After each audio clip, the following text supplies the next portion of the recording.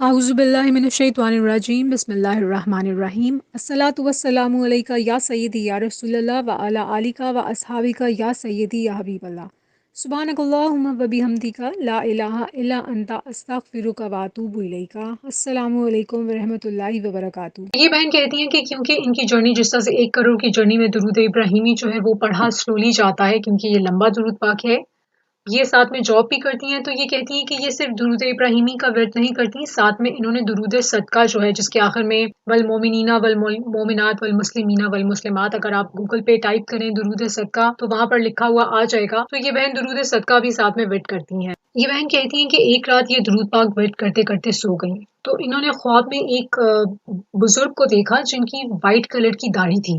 اچھا، وہ کہتی ہیں کہ یہ ان کا چہرہ تو ان بزرگ کا وائٹ کلر کی داڑھی میں انسانوں جیسا تھا، مطلب چہرہ ان کا انسانوں جیسا تھا، لیکن جو باڈی ہے اس کے بارے میں کہتی ہیں کہ میں نہیں کہہ سکتی، وہ انسانوں جیسی باڈی تھی۔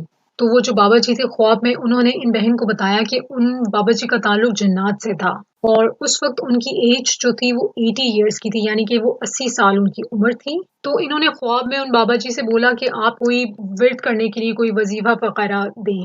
تو جواب میں ان بابا جی نے درود پاک کے بارے میں ان کو بولا کہ تم بس درود پاک جو ورد کر رہی ہو وہی ورد کرتی رہو، کیونکہ درود شریف سے افضل وہ کہتی ہیں کہ کوئی وظیفہ ہے ہی نہیں۔ انہوں نے کہا کہ اپنی 80 سال کی عمر میں، 80 سال کی یعنی کہ 80 ایئرس کی جو زندگی ہے، وہ کہتی ہیں کہ اس کی عبادت کا نچوڑ ہی درود شریف ہے۔ سبحان اللہ۔ درود پاک ورد کرتے اور کرواتے جائیں، لکھتے اور لکھواتے جائیں، 1 کروڑ کی نیت کرتے اور کرواتے جائیں، اور دعا میں پوری امت کو یاد رکھیے، اپنا بہت خیال رکھیے۔ الصلاۃ والسلام علیکہ یا سیدی یا رسول اللہ وعلی آلہ و اصحابک یا سیدی یا حبیب اللہ۔